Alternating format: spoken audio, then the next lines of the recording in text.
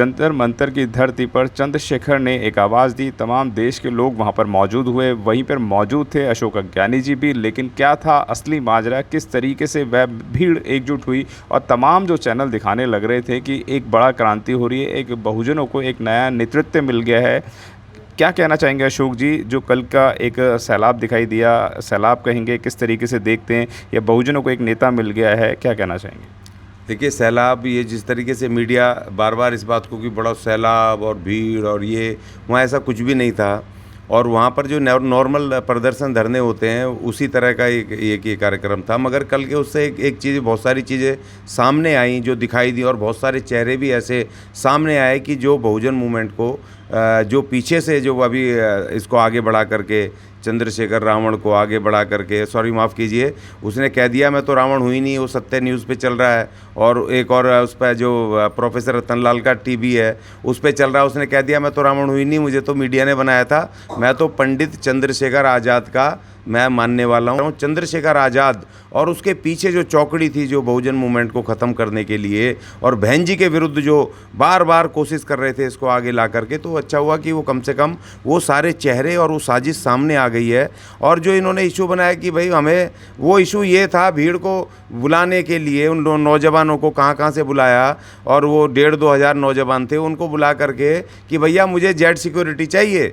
भाई अगर नेता को जेड सिक्योरिटी दिलाने के लिए आंदोलन होने लगेंगे, ये अपने आप में पूरे देश के अंदर पहला एक आंदोलन है। किसी भी पॉलिटिकल पार्टी और मैंने या किसी भी सामाजिक संगठन का ऐसा आंदोलन नहीं देखा कि नेता अपनी जेड सिक्योरिटी मांगने के लिए वो प्रदर्शन कर रहा है, अपने कार्यकर्ताओं को परेशान कर रहा है अपने आप के बचाने के लिए, और वो उसको शेर बोले जा रहे हैं, क्या क्या बोले जा रहे हैं। तो ये अपने आप में, और एक ये कल ही खुली, कल मैंने वहाँ पर देखा बहुत सारी चीज़ें कि वहाँ पर बहुत सारे ऐसे लोग भी आए हुए थे कि जो इस बात को कह रहे थे कि बहन जी डिक्लेयर करे अगला नेता चंद्रशेखर रावण बहुजनों का। क्यों करे भाई बहन जी डिक्लेयर, क्यों करे? क्योंकि आपकी अपनी अलग पार्टी है, एएसपी है। आप बहन जी से क्यों बार बार बहन जी को क्यों टारगेट कर रहे हो भाई? तुम उस संगठन के नहीं, पार्टी के नहीं, और तुम जबरदस्ती बहन जी को बार बार बीच में क्यों लाते हो? कभी कहते हो ट्वीट नहीं करा हमला होने पर, कभी कहते हो कि बहन जी इसको चंद्रशेखर रावण, जैसे काशीराम जी ने बहन जी को किया था डिक्लेयर बहुजन नेता, वैसे इसको करे। क्यों करे? बहन जी ने कर दिया आकाश आनंद को। आकाश आनंद हमारा लीडर है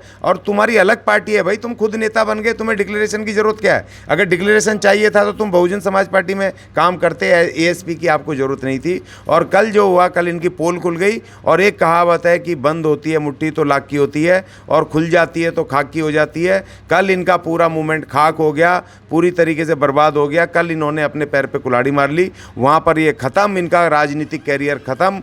कल से मैंने कल ही डिक्लेयर कर दिया था कि अब ये पूरी तरह से ख़त्म है। और लेकिन जहां बहुजन चैनलों की जो जिम्मेदारी थी सही रिपोर्टिंग करना, जो बहुजन चैनल में देख रहा हूं बिल्कुल झूठी रिपोर्टिंग कर रहे हैं, गलत रिपोर्टिंग कर रहे हैं। वो कह रहे हैं जी वो इसको सैलाब कहेंगे, समुंदर कहेंगे। वो 1,000-1,500 आदमी बैठे हैं वहां पर, और वो भी इस तरह की भीड़ थी, वो बेचारे नौजवान थे, कोई मैच्योर लोग उसमें आए नहीं, और वो भी बात नहीं मान रहे हैं। वहाँ अनुशासनहीन पूरी तरीके से वो चिल्ला रहा, चंद्रशेखर भैया नीचे उतर जाओ, बैठ जाओ, अपने नेता की बात नहीं मानने वाले। और वहीं दूसरी तरफ कल बंगाल में 10 लाख से ज़्यादा, कल उसकी ममता बनर्जी की, वो हर साल उनका होता है शहीद दिवस, कुछ मनाते हैं, लाखों 10 लाख से ज़्यादा, इतना भयंकर, उसको सैलाब कहते हैं। और सारे के सारे इतने शांतिपूर्वक तरीके से महिला आदमी वो लोग बैठे थे कल ही के दिन, और उसको कहते हैं अनुशासित तरीके से। ये जो लोग भी आए थे वो इतने अनुशासनहीन थे, 1,000-1,500 कुल थे अनुशासनहीन, जो मंचों पर चढ़ रहे हैं, वहाँ पर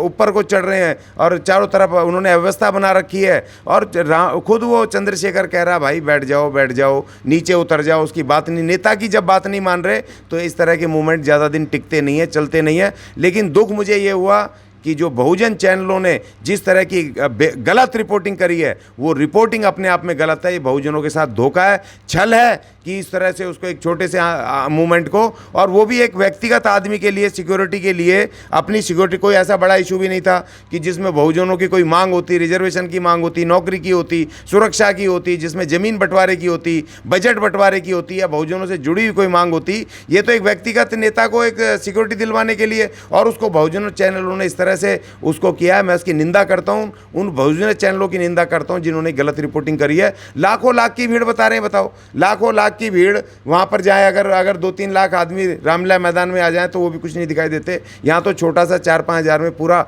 वो भर जाता है पीछे केरला भवन तक। उसके बावजूद ये तो वहाँ बैरिकेड बंद कर रखे हैं। मुश्किल से मुश्किल 1000 आदमी नहीं थे, और वो भी अनुशासनहीन भीड़ थी, जो कि ज़्यादा चलने वाली नहीं है, कैटराइज भीड़ नहीं थी। तो कल पोल पट्टी खुल गई और कल इन्होंने अपनी राजनीति को ख़त्म करने की कल पहली कील अपने ताबूत में ठोक दी। लेकिन तमाम मीडिया चैनल्स तो आप बार बार बोल रहे हैं कि मीडिया ने सही से रिपोर्टिंग नहीं करी, लेकिन तमाम मीडिया ये दिखा रहा है और पहली रात से दिखाने लग रहा था कि करोड़ों का सैलाब यहाँ पर आने वाला है, इस तरीके का भी था। और लोगों ने, मीडिया वालों ने ही खुद स्थापित कर दिया कि अब बहुजनों को नया लीडर मिल गया है, नया नेता मिल गया है, अब उनका एक मुक्तिदाता मिल गया है, उनको मार्गदर्शन करने वाला मिल गया है। क्या कहेंगे इस तरीके की बातों को? देखिए, यही तो साजिश है ना, यही साजिश है कि इसको मैन्युफैक्चर किया जा रहा है, प्रेजेंट किया जा रहा है, इसको बहुजन नेता की कोशिश की जा रही है। क्या पूरा मीडिया, पूरा अमला और पीछे से जो लगे हुए हैं मनुवादी, इसको बहुजन नेता बनाने के चक्कर में बहन जी के विरुद्ध पैरेलल इसको खड़ा करने के। लेकिन कहीं पर एक कनॉट प्लेस की वहाँ जो बैरिकेड थे उससे बाहर लाल बत्ती तक भी एक आदमी दिखाई नहीं दे रहा था। तो कैसे लाखों की भीड़ है? परसों मैं भी पूछूंगा उनको, मुझे जानते हो बहुजन चैनल, उस दिन वो परसों की रात को 20 तारीख की रात को अंबेडकर भवन में कुछ रुके हुए थे 10-20 लोग वहाँ पर, जो खाना खा रहे हैं, दिख रहे हैं 10-20 लोग ही हैं, वो दिखा रहा है रात को। और वो कह रहा लाखों आदमी अंबेडकर भवन में पहुँच गए। उस महामूर्ख चैनल को ऐसे उनके ऊपर कार्रवाई होनी चाहिए जो झूठी रिपोर्टिंग करते हैं। उसमें खुद ही 500-700 आदमी रुकने की जगह है उसमें, उस अंबेडकर भवन में लाखों आदमी कहाँ से आ जाएंगे रात को? वो रुकने के लिए वहाँ पर जगह नहीं है, वहाँ वो नहीं है, 10 आदमी खाना खा रहे हैं। तो इस तरह झूठी रिपोर्टिंग, गुमराह कर रहे हैं बहुजनों को। ये बिके हुए हैं, इन्होंने पैसा लिया है, ये बिल्कुल गोदी मीडिया से भी घटिया काम कर रहे हैं। मैं घोर निंदा करता हूँ इनकी, जिस तरह की इन्होंने घटिया रिपोर्टिंग करी है। पूरी दिल्ली नीली कहाँ से, मैं कल मंडी हाउस से लेके वहाँ घूमता रहा, एक आदमी झंडा लेके मुझे दिखाई नहीं दिया। और कल चैनल वाले थे, मैंने कहा भाई देखो कहाँ पर सैलाब दिख रहा है, कौन सा वहाँ पे जाम हुआ है, कौन सा कनॉट प्लेस में जाम हुआ है कि चलो जाम हो जाता, रिपोर्टिंग आती, 2-3 घंटे ट्रैफिक रुक गया। एम ही जो नॉर्मल प्रदर्शन होते हैं उससे भी वो उसी तरह का प्रदर्शन था, किसी को कोई पता नहीं, कोई खबर नहीं। और हमारा बहुजन मीडिया ऐसे दिखा रहा है। तो मैं कल बहुजन मीडिया के ये जिस तरीका उन्होंने एक्ट करा, मैं इससे बहुत दुखी हूँ और मैं उनकी घोर निंदा करता हूँ। पहली बार कर रहा हूँ, लेकिन सच को सच बोलना बहुत ज़रूरी है। बिल्कुल ये बहन जी के विरुद्ध था ये मामला, इसको बनाने की कोशिश की गई थी लेकिन हो नहीं पाया किसी भी तरह। और दूसरी बात, वहाँ सांसद आ रहे हैं, विधायक आ रहे हैं, अलग अलग पार्टियों के 100-100, 50-50 तो वो भी लेके आएंगे अपने साथ, तब भी 1000, 1200, 1500 आदमी नहीं थे वहाँ पर। कोई आकर के चले बहुजन मीडिया, चलो मेरे साथ, जो बैरिकेड है, जितनी जगह है उसके बीच में, वहाँ पर कहाँ पर आ जाएंगे लाखों आदमी? वहाँ पर 1200-1500 आदमी तो ठूस के भर दो, जब भी वो वहाँ पर आएंगे नहीं। तो ये बिल्कुल गलत बयानी है और बहन जी के विरुद्ध साजिश है, बहुजन मूवमेंट के खिलाफ साजिश है ये। इसको हमें सोचना पड़ेगा और इसके विरुद्ध हमें लड़ाई लड़नी पड़ेगी। अशोक अज्ञानी जी, आप लगातार बहन जी की बात करते हैं, बसपा सुप्रीमो की बात करते हैं, आप बातों ही बातों में ये भी कहते हैं कि 60 से 70 सीट बसपा को मिलेंगी। 60 से 70 अगर बसपा को मिलेंगी तो बाकी लोग कहाँ जाएंगे? किस आधार पर कहते हैं आप? तमाम लोग ये कहते हैं कि बेबुनियादी बात करते हैं अशोक अज्ञानी, 60-70 सीट कैसे मिल जाएंगी बसपा को, वो बताएं। देखिए, मैं लगातार 1.5 साल से बोल रहा था और पिछले महीने 1.5 महीने जब मैंने आकलन किया, मैं खुद यूपी घूम के आया, तो मैंने कहा था एक तरफा 50 सीटें बहन जी जीत रही है। लेकिन आज की तारीख में जैसे जैसे दिन बदल रहे हैं, जैसे सिनेरियो आगे बढ़ रहा है और इस तरह के जो कार्यकलाप ये दुश्मन कर रहे हैं, उसके बावजूद ये लगातार बढ़ रहा है। और जैसे उनके साथ जो आने वाले हैं ओबीसी साहब और दूसरे जो मुस्लिम और दूसरे अपने SC ST के और OBC के जो संगठन है, महान दल, ये तमाम जिस तरीके से बहन जी के लिए प्रचार कर रहे हैं, तो अब मुझे पूरा विश्वास हो गया कि 60 से 70, 65 और 70 के बीच में सीटें खाली उत्तर प्रदेश में आएंगी। और जिस तरीके से मोर्चा, जैसे पंजाब में अकाली दल के साथ बहन जी ने किया है, और बहन जी ने अपनी प्रेस कॉन्फ्रेंस में कहा कि जो इसके साथ UPA और NDA के जो साथ में नहीं है, उनके अलावा जो राज्यों में जो दल हैं उनके साथ हम समझौता करेंगे। जैसे यहाँ पर हरियाणा में कुछ दल हैं जो कि उनके लोक दल वगैरह हैं, जो दूसरे उनके साथ भी वहाँ पर गठबंधन हो सकता है। और मध्य प्रदेश में जिस तरह BJP के लीडर छोड़ के BSP में आ रहे हैं, कांग्रेस के लीडर छोड़ छोड़ के बीएसपी में आ रहे हैं। तो अब मुझे ऐसा महसूस हो रहा है कि ये जो तीसरा जो महाशक्ति बनेगी बहन जी के नेतृत्व में, ये भी 10 से 12 सीटें पूरे देश से यूपी के अलावा लेके आएंगे। तो यूपी में 65 से 70 और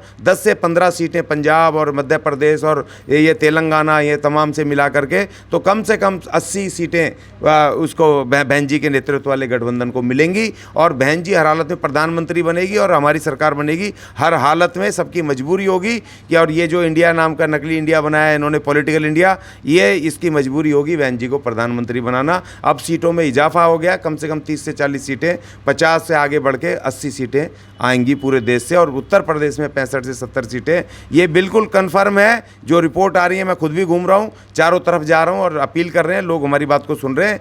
और ये इसमें राजस्थान में भी बड़ी मीटिंगें हो रही हैं, राजस्थान में भी होगा।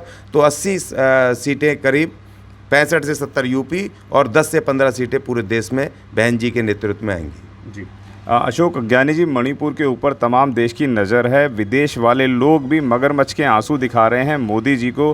क्या कहना चाहेंगे मणिपुर के ऊपर, किस तरीके से देखते हैं आप मणिपुर की घटनाओं को? जी देखिए, ये अपने आप में बेहद एक बहुत ही शर्मनाक घटना है, दुखद घटना है और बहुत ही आत्मा को झकझोर देने वाली घटना है कि इस तरीके से ये इन्होंने उस महिला के 2 महिलाओं को जिस तरीके से उन्होंने निर्वस्त्र करके घुमाया, उनके साथ जो साजिश जो उन्होंने प्रताड़नाएं की हैं, जो भी किया उन्होंने बहुत गलत, तो खुला दिख रहा है। और ये वही आगे जब बार बार कहता था, संविधान 40 जब मैंने शुरू किया था, तो जब मैंने कहा था कि ढोल गवार शूद्र पशु नारी, बाबा साहब ने उनको तमाम संवैधानिक और उनको अधिकार दिए और ये ताड़ना के अधिकारी थे। और इनके अटैक पे वही आदिवासी हैं इस देश के जो वो शूद्र ढोल गवार हैं और नारियां हैं, और फिर दोबारा से नारियों के साथ इन्होंने अपमान वही करना शुरू कर दिया। आज बिहार में भी ये घटना घटी है और यहाँ पर भी हो रहा। पूरे देश में अलग अलग नारियों पे हमले तो हो रहे थे, उनके साथ अत्याचार हो रहे थे, मगर निर्वस्त्र करके घुमाने की दोबारा से पुनरावृत्ति हुई है, जो अपने आप में घोर एक बहुत विपत्स घटना है। और इसकी कड़ी से कड़ी शब्दों में निंदा की जाए। और इन जो भी लोग हैं, उनको जो भी जुड़े हुए लोग हैं, वो व्यक्तिगत लोग नहीं हैं, वो पूरी टीमें हैं, पीछे से पूरा मोटिवेटेड हैं। उनको छांट के निकाल के कड़ी से कड़ी दंड देने चाहिए और भारत के संविधान को ताकत से लागू करना चाहिए। तभी जा करके ढोल गवार शूद्र पशु नारी जो ये वर्ग हैं, इन तमाम वर्गों को न्याय मिलेगा, बराबरी मिलेगी, सुरक्षा मिलेगी। और ये अपने आप में एक बहुत बड़ी साजिश है और ये इसको करना चाहते हैं पूरे देश में। ये मनुवादी उस मणिपुर को पूरे देश में उसको करना चाहते हैं। अभी चुनाव के आने वाली चुनौतियां बहुत हैं, इसलिए हमें बहन मायावती को मजबूत करना है, क्योंकि वही और रोक सकती है इनको। वही इस देश के जो ढोल गवार शूद्र पशु नारी, अर्थात इस देश के SC ST OBC माइनॉरिटी जो 85% है, उनको बचा सकती है, भारत के संविधान को बचा सकती है, इस देश को बचा सकती है। तो ये मुझे कहना है। अशोक जी, लगातार आपने बताया कि देश के ऊपर ऐसी घटनाएं लगातार हो रही हैं, चाहे वो पेशाब कांड हो, पेशाब कांड के बाद फिर एक और पेशाब कांड आ जाता है, छोटे से बच्चे को मटके से पानी नहीं पीने दिया जाता है, मूछे रखने पे लोगों को मार दिया जाता है, घोड़ी पे नहीं चढ़ने दिया जाता है। इस तरीके की तमाम घटनाएं देखने को मिल रही हैं। और मणिपुर के अंदर तो एक आदिवासी महिला को भी वहाँ पे नंगे घुमाया जाता है। ये सारी घटनाएं देश के अंदर ना हो, उसके लिए क्या करना पड़ेगा, वह हमें बताएं। देखिए, एक ही मंत्र है, मैं बार बार कह रहा हूँ इसको। और हमने मिशन चलाया पिछले 1-1.5 साल से लगातार। हमें जब से समझ आया कि ये पूरी तरह संविधान को ख़त्म करेंगे, मनुवाद पे आधारित उसी मनुस्मृति को लागू करेंगे जो इन्होंने करना शुरू कर दिया है प्रत्यक्ष रूप से। और ये 24 में आ गए तो पूरी तरह खुले सांड की तरह, बिल्कुल बेलगाम घोड़ों की तरह उसको लागू करेंगे, कोई प्रेशर नहीं होगा। इसीलिए सिर्फ एक ही मंत्र है, सिर्फ बहन मायावती, माया सरकार, सिर्फ एक ही मंत्र है जो इनको रोका जा सकता है और वही इनको रोक सकती है। और वही एक ऐसा प्रशासन दे सकती है जो भारत के संविधान पर आधारित होगा। भारत के संविधान को लागू करने का वो काम होगा, वो बहन ही कर सकती है। क्योंकि देखिए, पूरे देश के जितने पॉलिटिकल संगठन हैं, उनके सबके अपने अपने वो मैनिफेस्टो निकालते हैं, लेकिन एक सिर्फ घोषणा पत्र अपने बनाते हैं हर चुनाव में। लेकिन सिर्फ BSP है जो अब उसका अपना कोई घोषणा पत्र वैसा नहीं बनता। वो उनका एक ही घोषणा पत्र है कि हम जब भी सत्ता में आएंगे, जहाँ पर भी आएंगे, भारत के संविधान को लागू करेंगे। भारत का संविधान ही हमारा घोषणा पत्र है और भारत के संविधान को लागू करना हमारी जिम्मेदारी है। तो ये बहुजन समाज पार्टी का नारा है। एक ही मंत्र है, अब की बार माया सरकार। ये मंत्र सबको रट लेना है और जब मंत्र पढ़ के वहाँ जाएंगे मशीन के वहाँ पर, तो सिर्फ एक उसको आपको सिर्फ हाथी दिखाई देना चाहिए, हाथी का बटन, उसके अलावा कुछ नहीं। अगर बचना है, इस बचने के अलावा अपनी आगे आने वाली गुलामी को, अगर अपने आप को, अपने आने वाली पीढ़ियों को गुलामी से बचाना है, भारत के संविधान को बचाना है, तो सिर्फ अब की बार माया सरकार। अगर आपने अभी तक हमारा चैनल सब्सक्राइब नहीं किया है तो सब्सक्राइब करें और घंटी का बटन बिल्कुल भी दबाना ना भूलें ताकि सभी लेटेस्ट खबरें पहुंच सकें आप पे सबसे पहले।